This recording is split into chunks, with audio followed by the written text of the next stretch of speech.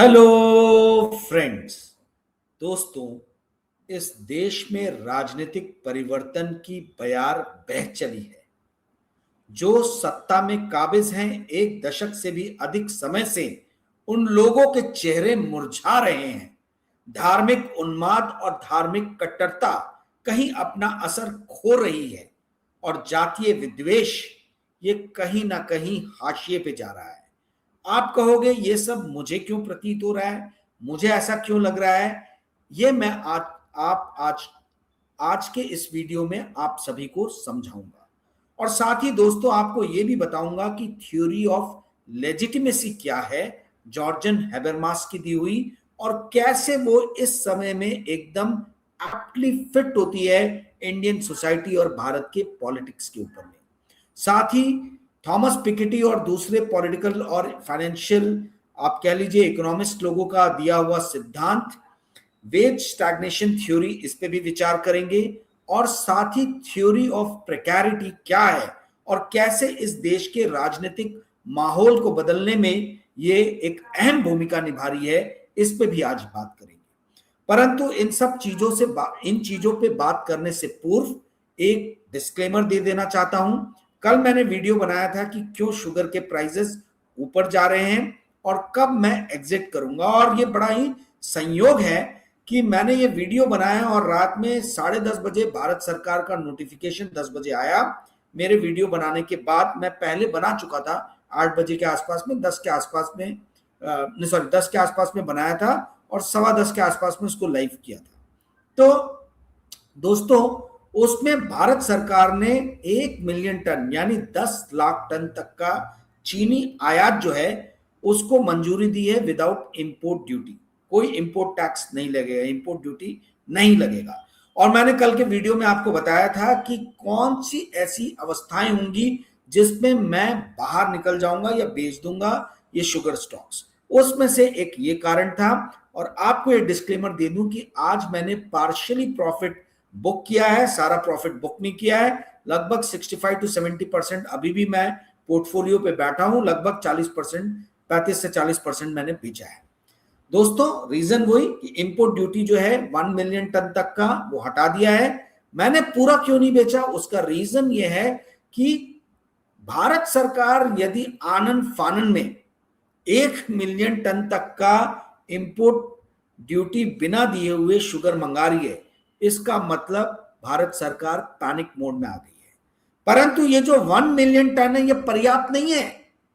भारत जैसे राष्ट्र के लिए 10 लाख टन का इन्वेंट्री बिल्डअप करना इंपोर्ट करके ये बड़ा नहीं है। मैंने कल आपको फिगर दिया था कि सितंबर 30 तक 3 मिलियन टन यानी 30 लाख टन की इन्वेंट्री रहेगी, ऐसा एक्सपर्ट्स बोल रहे हैं।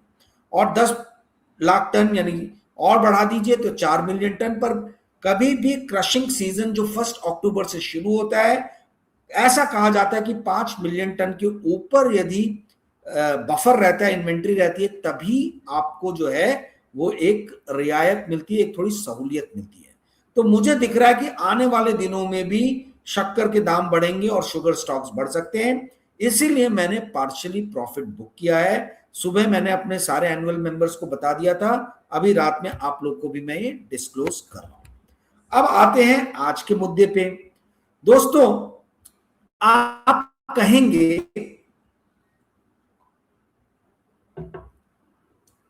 कि मुझे क्यों ऐसा लग रहा है कि इस देश में राजनीतिक परिवर्तन की बयार बह चली है। दोस्तों, जब जहाज डूबता है तो चूहे सबसे पहले भागते हैं। और मैं ये देख रहा हूं कि जितने सर्वे करने वाले लोग हैं, जो बात बात पे भारतीय जनता पार्टी और नरेंद्र मोदी के सर पे जो है वो, आप कह लीजिए कि पूरी तरीके से भूरी भूरी प्रशंसा करते हुए उन्हें सम्राट घोषित करने में लगे रहे थे पिछले 10-12 सालों से, ये सारे सर्वे करने वाले लोग गायब हो गए हैं सीन से। कहां है यशवंत देशमुख, नानाजी देशमुख का भांजा, वो आरएसएस के थिंक टैंक नानाजी देशमुख, जिन्होंने आरएसएस को बढ़ाने में बहुत बड़ी भूमिका निभाई थी। उनका ये रिश्तेदार अपने आप को भारत का टॉप लेवल का सर्वे करने वाला व्यक्ति मानता है, और ये भारत में नहीं रहता, दुबई में रहता है। और ये एकदम सीन से गायब है दोस्तों। और वैसी गायब है वो रोतड़ू जो स्टूडियो में बैठ के रोते हैं गलत सलत सर्वे करके, गुप्ता जी, उनका भी कहीं नामो निशान नहीं है, नदारद गायब है सब। कॉकरोच जनता पार्टी के संघर्ष, जन जी के संघर्ष के बाद में एक भी सर्वे, ये सी वोटर, ये आज तक, ये स्टार और ये जितने भी चैनल्स गोदी मीडिया के हैं, एक के भी सर्वे जो है वो नजर नहीं आ रहे। आज ही मैं अपने बड़े अच्छे मित्र क्या कह लीजिए, उम्र में हमारे बहुत अंतर है, तो फ्रेंड फिलोसफर आप गाइड कह सकते हैं, अभय जी, इनसे बात कर रहा था और हमारे बीच में यही एक बातचीत, एक ही चर्चा आई कि भाई ये सर्वे करने वाले गायब कहां हो गए। ये वो सर्वे करने वाले लोग हैं जो मौकों की तलाश करते थे कि कैसे जो है नरेंद्र मोदी को सिरमौर बनाया जाए, कैसे भारतीय जनता पार्टी को जो है वो विजेता के रूप में जो है दिखाया जाए। वो सारे सर्वे करने वाले, ये सारे राजनीतिक पंडित, पॉलिटिकल पंडित, राजनीतिक विश्लेषक गायब है सीन से। और जैसा कि मैंने आपको कहा कि जब जहाज डूबता है तो चूहे भागते हैं, उसी तरीके से जब लगता है कि कोई उपेक्षित दल या पार्टी या व्यक्ति के पास में अब बहुत ज्यादा अपार संभावनाएं दिख रही हैं, तो ऐसे ही चूहे जाके उनसे चिपकना भी चालू करते हैं। आप देखिए अब YouTube पे ऐसे ऐसे आपको विश्लेषक नजर आएंगे जो कल तक कांग्रेस की बात करना पसंद नहीं करते थे। हम तो कांग्रेस की तारीफ भी करते थे और बुराई भी करते थे, और मैं तो नाम लेके नेताओं का, कई नेताओं का मैंने 4 PM से लेके नई परख से लेके अपने चैनल के मंच तक पे इनकी मैंने ये की है, विवेचना की है, या इनकी जो है मैंने बताया है कि कौन से स्टेप्स मुझे बुरे लगे हैं। परंतु हमारे जैसे राजनीतिक विश्लेषक, जिनको कहा जाता है कि निंदक नेरे राखिए आंगन कुटी छवाए, वो वाले छोड़ के जो निंदक, जो हमेशा निंदा करते थे 10-12 साल से, ये कमी है वो कमी है, सडनली मैं यूट्यूब पे देख रहा हूं, टेलीविजन चैनल्स पे इनके सुर थोड़े थोड़े बदले बदले नजर आ रहे हैं। इससे समझ में आ रहा है दोस्तों कि कांग्रेस पार्टी के दिन वापस आने वाले हैं। परंतु कांग्रेस से ज्यादा जो भाव मुझे नजर आ रहा है आने वाले दिनों में, वो है समाजवाद का उदय फिर से होने वाला है। क्रूनी कैपिटलिज्म कहीं दूर उठा के हाशिए पे डाल दिया जाएगा, फेंक दिया जाएगा। वो क्रूनी कैपिटलिज्म जिसमें अंबानी अदानी जैसे सेठों का नाम लिया जाता है कि कैसे 10 से 12 सालों में इन सेठों को बढ़ाने में इस वर्तमान सरकार ने अहम भूमिका निभाई है। और दौर आ रहा है हमारे जैसे लोग जिस व्यवस्था की बात करते हैं, समाजवाद की, जो समता की बात करता है, उसके सुनहरे दिन मुझे दोस्तों नजर आ रहे हैं। और यहीं से मैं आपका ध्यान आकर्षित करना चाहता हूं पहली पॉलिटिकल थ्योरी, जो लेजिटिमेशन की थ्योरी है दोस्तों। Jurgen Habermas, JURGEN, Jurgen Habermas, HABERMAS, ये यूं तो आप कह लीजिए कि सोशलिस्ट थिंकर हैं, पॉलिटिकल साइंटिस्ट से ज्यादा आप ये कह सकते हैं कि ये सोशल साइंटिस्ट हैं, फिलोसफर हैं। इनका निधन हो गया है, ये पुराने मतलब फिलोसफर रहे। इन्होंने 1973 में एक किताब लिखी थी, लेजिटिमेसी क्राइसिस, और इनका बहुत ज्यादा असर मेरी सोच, मेरी थिंकिंग पे है। हैबरमास जी ने एक बहुत बढ़िया बात अपनी किताब में लिखी थी जो मेरे दिल दिमाग में घर कर गई है। वो बात यह है कि कैसे एक कैपिटलिस्ट सोसाइटी के अंदर में या तंत्र के अंदर में फ्रिक्शन जो है वो डेवलप होता है। क्या फ्रिक्शन है? जहां एक तरफ कैपिटलिस्ट सोसाइटी कैपिटल एक्यूमुलेट करने को प्रोत्साहन देती है, कुछ लोगों के हाथ में कैपिटल केंद्रित हो जाए, पूंजी केंद्रित हो जाए, इसकी तरफ ध्यान देती है। वहीं ये चूंकि कैपिटलिस्ट सारी सोसाइटीज डेमोक्रेसी को, लोकतंत्र को अपनाती है, तो सोशल वर्क या ये कह लीजिए कि वेलफेयर वर्क, वेलफेयर एक्टिविटीज पे भी इनको ध्यान देना पड़ता है। जब तक तो फिजिकल पोजीशन अच्छी रहती है, वेलफेयर वर्क भी चलता रहता है, और साथ ही साथ जो है वो कैपिटलिस्ट लोगों को बढ़ाने का भी काम चलता है। परंतु जैसे ही फिस्कल इम्बैलेंस क्रिएट होता है, जैसे ही फिस्कल डेफिसिट बढ़ता है, जैसे ही आमदनी और खर्चे में खाई बढ़ती है, आमदनी अठन्नी हो जाता है, खर्चा रुपया हो जाता है। तो ये कैपिटलिज्म और वेलफेयर के वर्क में फ्रिक्शन डेवलप होता है और उसके कारण सोशल टेंशन जो है वो हमको समाज में नजर आता है और हमको नजर आता है कि किस तरीके से सत्ता में केंद्रित पार्टियां अपने पॉलिसीज को बदल रही है।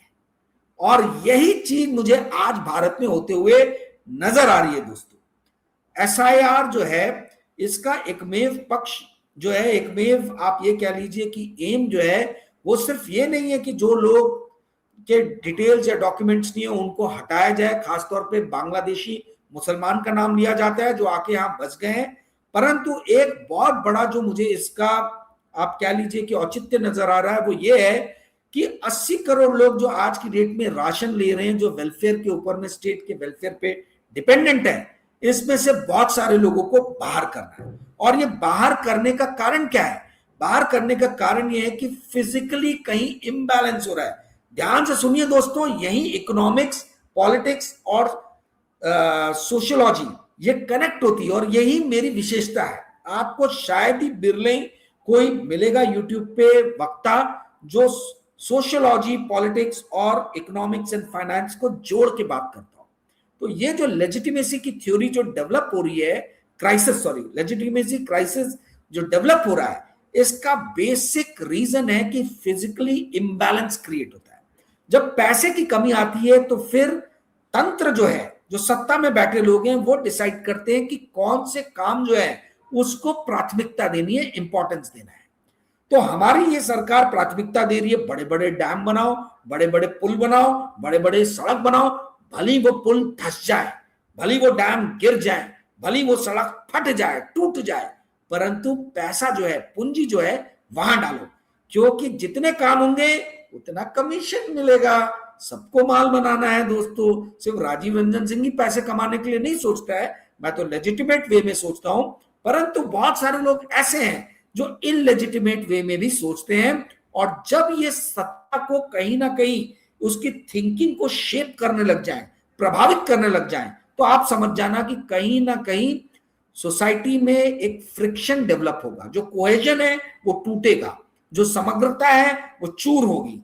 तो ये लेजिटिमेसी की थ्योरी की जो बुनियाद है वो है पूंजी का अभाव। जैसे जैसे पूंजी का अभाव होगा आपको ये नजर आएगा, और मुझे नजर आ रहा है कि किस तरीके से भारत का फिस्कल डेफिसिट और करंट अकाउंट डेफिसिट आने वाले दिनों में बढ़ने वाला है।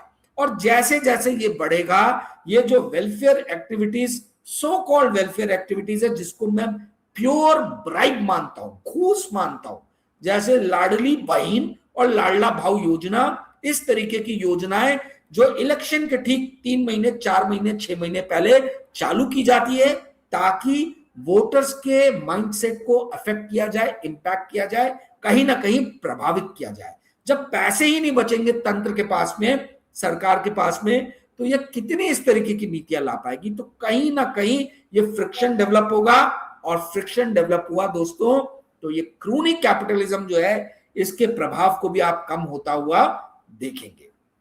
दूसरी थ्योरी जो मैंने आपको कही, वेज स्टैग्नेशन थ्योरी, दोस्तों ना केवल इंडिया में बल्कि पूरे विश्व में ये देखा जा रहा है कि पूंजी में आप ये देखिए, जो इकोनॉमिक प्रायोरिटीज हैं, उस प्रायोरिटीज में कहीं पूंजी यानी कैपिटल जो है वो प्राथमिक रूप ले रहा है, वो उसका इंपॉर्टेंस बढ़ रहा है, और श्रम यानी लेबर जो है उसका इंपॉर्टेंस घट रहा है। ये सिर्फ भारत में नहीं हो रहा, ये विश्व भर में होते हुए हम देख रहे हैं। और आर्टिफिशियल इंटेलिजेंस के आ जाने के बाद तो ये बदलाव और तेजी से हम देख रहे हैं। अब इसमें क्या है, थॉमस पिकेटी और दूसरे इकोनॉमिस्ट लोगों ने एक इक्वेशन दिया है, when R is greater than G, तो इनकम इन इक्वालिटी आएगी और सोसाइटी के अंदर में इन इक्वालिटी बहुत ज्यादा बढ़ेगी। अब R क्या है? R मतलब रिटर्न ऑन कैपिटल, पूंजी को कितना ज्यादा फायदा मिल रहा है, जो आप कैपिटल लगा रहे हो उस पर कितना ज्यादा प्रॉफिट कमा रहे हो, पूंजीपति कितना पैसा कमा रहे हैं, दैट इज R। और G जो है वो है वेज, यानी कि तनख्वाह, आमदनी, आय। तो जब जब ये रिटर्न ऑन कैपिटल, आमदनी से मेरे और आपके एम्प्लॉइज के आमदनी से एम्प्लॉयर का वेल्थ बढ़ता जाएगा, तब तक हम इनकम इनइक्वालिटी देखेंगे और तब तक हम देखेंगे कि समाज के अंदर में जो है वो आप ये कह लीजिए कि विषमता जो है वो आर्थिक विषमता उसकी खाई बढ़ती चली जाती है। दोस्तों इसमें बहुत सारा लिटरेचर लिखा गया है कि कैसे आर्थिक विषमता जो है वो बढ़ रही है, पर आज की डेट में यदि हम देखें कि इन्फ्लेशन को बहुत ज्यादा कंटेन करने में या रोकने में कोई चीज का अहम रोल है, तो एक ऑफ कोर्स चाइना का मास स्केल प्रोडक्शन और साथ ही वेज का, इनकम का, आय का घटता हुआ प्रभाव है। पहले लेबर जो थे वो लेबर यूनियन के माध्यम से हर 5 साल बाद, 10 साल बाद, 2 साल बाद अपने वेज को बहुत ज्यादा बढ़ा लेते थे, परंतु धीरे धीरे यूनियंस जो है वो कमजोर हुई, क्षीण हुई और अब जो है वेज जो है हम देख रहे हैं कि वेज का इफेक्ट, वेज का इंपैक्ट घटता चला जा रहा है और हम ये देख रहे हैं कि अब किसी भी तरीके से एम्प्लॉयज जो हैं एम्प्लॉयर्स के साथ में सोशल कॉन्ट्रैक्ट करने की स्थिति में नहीं है। एम्प्लॉयर्स जो बताते हैं एम्प्लॉयज को आंख बंद करके मानना पड़ता है, क्योंकि आमदनी जो है वो बढ़ नहीं रही है जिस हिसाब से प्रॉफिट बढ़ रहा है एम्प्लॉयर्स का, और एम्प्लॉयर्स अपने प्रॉफिट में से एम्प्लॉय के साथ साझा करने के लिए तैयार नहीं है। दोस्तों ये जो रिटर्न ऑन कैपिटल यानी आर जो इनकम यानी जी से बड़ा हो रहा है, इससे भी हम देख रहे हैं कि बहुत सारे युवकों का, खास तौर पे 15 साल से लेके 60 साल के बीच की उम्र के लोगों के बीच में कैपिटलिज्म की थ्योरी और वो हर पॉलिटिकल पार्टी, पॉलिटिकल एस्टैब्लिशमेंट जो पूंजीवाद या कैपिटलिज्म की बात करता है उससे कहीं उनका मन विमुख हो रहा है। कहीं ना कहीं जो है वो दूसरी तरफ देख रहे हैं, दूसरा कोई अल्टरनेटिव तलाश कर रहे हैं और इसीलिए मुझे बहुत ज्यादा अंदेशा है, लग रहा है कि समाजवाद का बिगुल फिर से इस देश में जो है बजेगा। जो भी पॉलिटिकल पार्टी समाजवाद का दामन थामेगी वही पॉलिटिकल पार्टी आगे आने वाले दिनों में इस देश की सत्ता पे काबिज होगी। तीसरी चीज थ्योरी जो मैं बताना चाहता हूं वो है प्रिकैरिटी थ्योरी, PRECARITY, प्रिकैरिटी थ्योरी। प्रिकैरिटी थ्योरी क्या है दोस्तों? जिस तरीके से हम देख रहे हैं कि गिग वर्क यानी टेम्पररी वर्क जो है, माफ कीजिएगा दोस्तों, चूंकि कोई स्क्रिप्ट नहीं रहती है तो मुंह में जो आता जाता है वो मैं तुरंत बोलते जाता हूं, इसलिए मेरा गला बहुत तेजी से सूखता है, इसलिए मैं कई बार पानी पीता हूं। खैर, तो प्रिकैरिटी थ्योरी ये बोलती है कि जो गिग वर्क है, जैसे आप ओला उबर के ड्राइवर बन गए, जोमैटो के लिए जो है आप रात में डिलीवरी कर रहे हो, दिन में अपने कॉलेज की पढ़ाई कर रहे हो, ये जो इस तरीके के टेम्पररी वर्क जो है, ठीक है, इसका हम देख रहे हैं कि बहुत तेजी से भारत में जो है उदय हो रहा है और ये one of the biggest employer के रूप में जो है वो गिग वर्क जो है वो हमें नजर आ रहा है कि बढ़ रहा है और गिग वर्क में ज्यादा से ज्यादा युवा शामिल हो रहे हैं। दोस्तों टेम्पररी वर्क या गिग वर्क कह लीजिए या कॉन्ट्रैक्ट लेबर्स, आज की डेट में तो लेक्चरर, प्रोफेसर, टीचर्स भी 2 साल 3 साल के कॉन्ट्रैक्ट लेके आ रहे हैं। और टीचर्स तो छोड़ दीजिए, इनकी कोई बिसात ही नहीं है। जब Indian army, Indian air force, Indian navy में 5 साल वाले अग्निवीर की स्कीम लॉन्च कर दी गई है, तो फिर सिविलियन लाइफ में टेम्पररी वर्क 2 साल 3 साल का कॉन्ट्रैक्ट कोई बड़ी बात नहीं है दोस्तों। तो जैसे जैसे मैं देख रहा हूं कि इस देश का नौजवान अपने आप को प्रिकैरियस कंडीशन में पाएगा, कमजोर अवस्था में पाएगा, सोशल इनसिक्योरिटी उसके दिमाग में ब्रीड करेगी, फाइनेंशियल इनसिक्योरिटी, सोशल इनसिक्योरिटी, कहीं ना कहीं आपके अंदर में सत्ता के प्रति अविश्वास के बीज बोता है, साथ ही आपके कॉन्फिडेंस को भी लो करता है। तो जैसे जैसे ये होगा वैसे वैसे जो भी सत्ता का तंत्र चल रहा होगा, जो भी पार्टी सत्ता पे काबिज होगी, जाहिर सी बात है कि ऐसे प्रिकैरियस लोग अपना मन जो है वो दूसरी तरफ मोड़ेंगे। जो लोग जो आज की डेट में 2 जून की रोटी कमाने में भी कहीं ना कहीं विफल हो रहे हैं या बड़ी कठिनाई से 2 जून की रोटी कमा पा रहे हैं, उनका विश्वास घटेगा मौजूदा तंत्र पे, मौजूदा सिस्टम पे। तो जो आज का मौजूदा सिस्टम है ये क्रोनी कैपिटलिज्म का सिस्टम है, कैपिटलिज्म का भी नहीं है। दोस्तों कैपिटलिज्म जो है टेक्नोलॉजी को, कैपिटलिज्म R&D को, कैपिटलिज्म टैलेंट को, इनको बढ़ावा देता है, ना कि कैपिटलिज्म जो है जोड़ तोड़ की, जो बिजनेसमैन सत्ता के करीब है उसको कॉन्ट्रैक्ट, उसको ऑर्डर्स मिलते जाए, इसको बढ़ावा नहीं देता। इसको क्रोनी कैपिटलिज्म कहा जाता है। तो दोस्तों बात कहां से शुरुआत हुई थी? बात शुरुआत हुई थी कि ये सर्वे करने वाले कहां गायब हो गए। ये सर्वे करने वाले कहां हैं? सब गायब हो गए।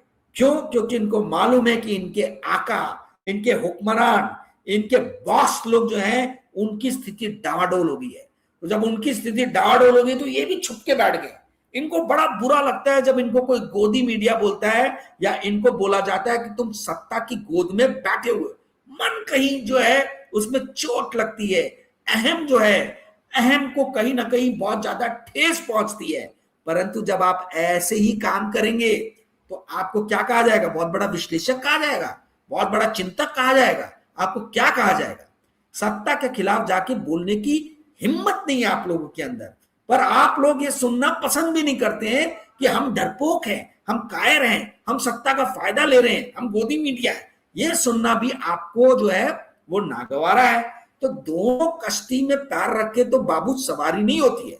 ये अर्नब गोस्वामी, ये रजत शर्मा, ये अंजना ओम कश्यप, ये गुल्लू, ये कई सारे लोग जो हैं जो गोदी मीडिया के आज की डेट में आप कह लीजिए कि प्रतीक चिन्ह बन गए हैं, स्तंभ बन गए हैं। इनके पास अब भी मौका है कि ये अपने इमेज को सुधारें, ये अपनी इमेज को सुधारें। आज भी सत्ता की आंखों में आंखें डाल के यदि अर्नब गोस्वामी प्रश्न करना चालू कर दे कि this nation wants to know, पूछता है भारत, जानना चाहता है भारत कि क्यों इस देश के अंदर में आर्थिक असमानता बढ़ रही है, क्यों चीन की फौज अरुणाचल प्रदेश के अंदर घुसी चली जा रही है और भारत सरकार जो है वो कुछ नहीं बोल रही है, क्यों लेह के अंदर में बार बार जो है भारत और चीन के जो है सोल्जर्स इनके बीच में क्लैश होता है, क्यों ऐसा बार बार है कि पीएम केयर फंड के ऊपर में कोई सवाल नहीं पूछा जाता है, क्यों ऐसा है कि जब सुप्रीम कोर्ट ने आपको बता दिया, सारी पॉलिटिकल पार्टीज को बोल दिया